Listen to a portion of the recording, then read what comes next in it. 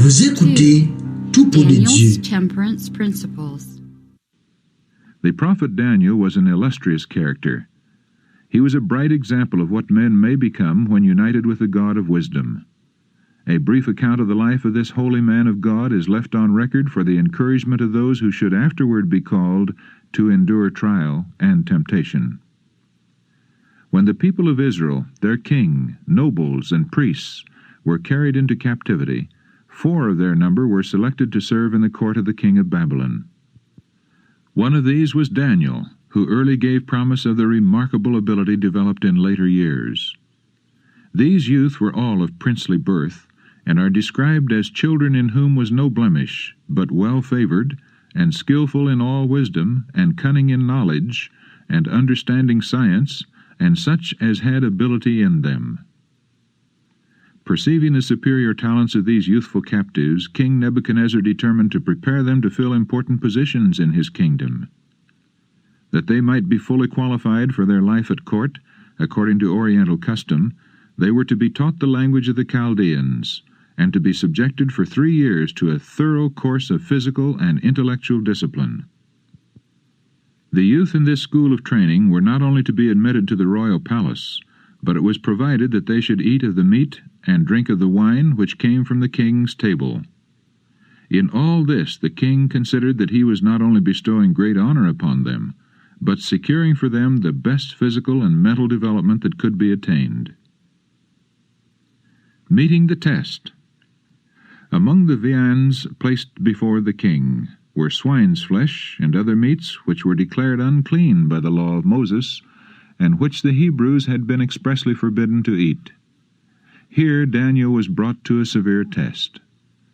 Should he adhere to the teachings of his fathers concerning meats and drinks and offend the king, and probably lose not only his position but his life? Or should he disregard the commandment of the Lord and retain the favor of the king, thus securing great intellectual advantages and the most flattering worldly prospects? Daniel did not long hesitate. He decided to stand firm in his integrity, let the result be what it might. He purposed in his heart that he would not defile himself with the portion of the king's meat, nor with the wine which he drank. Not narrowed or bigoted.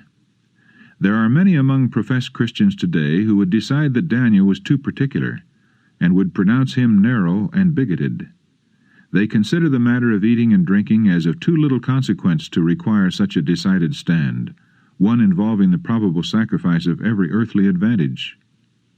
But those who reason thus will find in the day of judgment that they turned from God's express requirements and set up their own opinion as a standard of right and wrong. They will find that what seemed to them unimportant was not so regarded of God.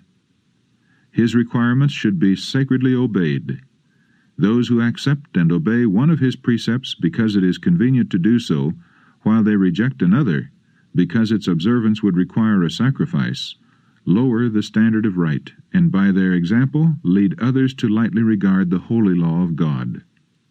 Thus saith the Lord is to be our rule in all things. A faultless character. Daniel was subjected to the severest temptations that can assail the youth of today, yet he was true to the religious instructions received in early life. He was surrounded with influences calculated to subvert those who would vacillate between principle and inclination, yet the Word of God presents him as a faultless character. Daniel dared not trust to his own moral power. Prayer was to him a necessity. He made God his strength, and the fear of God was continually before him in all the transactions of his life.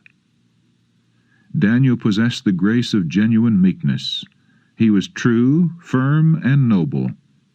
He sought to live in peace with all, while he was unbending as the lofty cedar wherever principle was involved. In everything that did not come in collision with his allegiance to God, he was respectful and obedient to those who had authority over him. But he had so high a sense of the claims of God that the requirements of earthly rulers were held subordinate. He would not be induced by any selfish consideration to swerve from his duty.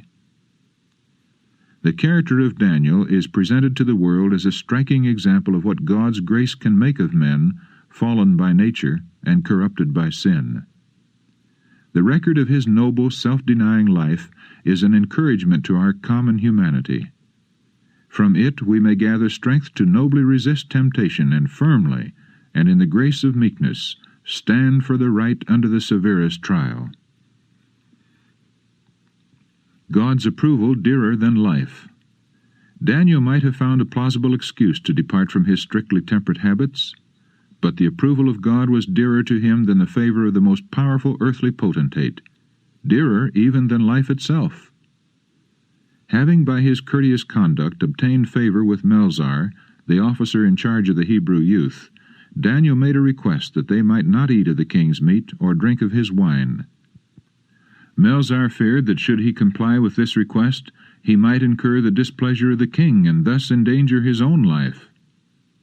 Like many at the present day, he thought that an abstemious diet would render these youth pale and sickly in appearance, and deficient in muscular strength, while the luxurious food from the king's table would make them ruddy and beautiful, and would promote physical and mental activity.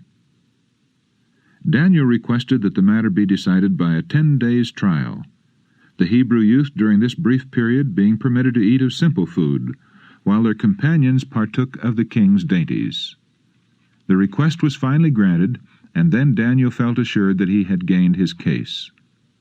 Although but a youth, he had seen the injurious effects of wine and luxurious living upon physical and mental health. God vindicates his servant. At the end of the 10 days, the result was found to be quite the opposite of Melzar's expectations. Not only in personal appearance, but in physical activity and mental vigor, those who had been temperate in their habits exhibited a marked superiority over their companions who had indulged appetite. As a result of this trial, Daniel and his associates were permitted to continue their simple diet during the whole course of their training for the duties of the kingdom. The Lord regarded with approval the firmness and self-denial of these Hebrew youth, and his blessing attended them. He gave them knowledge and skill in all learning and wisdom, and Daniel had understanding in all visions and dreams. At the expiration of the 3 years of training, when their ability and acquirements were tested by the king, he found none like Daniel, Hananiah, Mishael, and Azariah. Therefore stood they before the king. And in all matters of wisdom and understanding that the king inquired of them, he found them 10 times better than all the magicians and astrologers that were in all his realm. Self-control, a condition of sanctification. The life of Daniel is an inspired illustration of what constitutes a sanctified character. It presents a lesson for all, and especially for the young. A strict compliance with the requirements of God is beneficial to the health of body and mind. In order to reach the highest standard of moral and intellectual attainments, it is necessary to seek wisdom and strength from God, and to observe strict temperance in all the habits of life.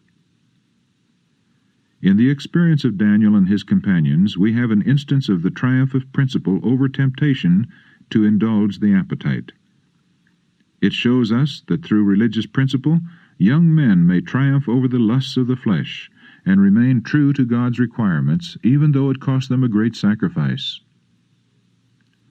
What if Daniel and his companions had made a compromise with those heathen officers, and had yielded to the pressure of the occasion by eating and drinking as was customary with the Babylonians? That single instance of departure from principle would have weakened their sense of right and their abhorrence of wrong. Indulgence of appetite would have involved the sacrifice of physical vigor, clearness of intellect, and spiritual power. One wrong step would probably have led to others, until, their connection with heaven being severed, they would have been swept away by temptation. God has said, "Them that honor me, I will honor." While Daniel clung to his God with unwavering trust, the spirit of prophetic power came upon him. While he was instructed of man in the duties of court life, he was taught of God to read the mysteries of future ages, and to present to coming generations through figures and similitudes the wonderful things that would come to pass in the last days.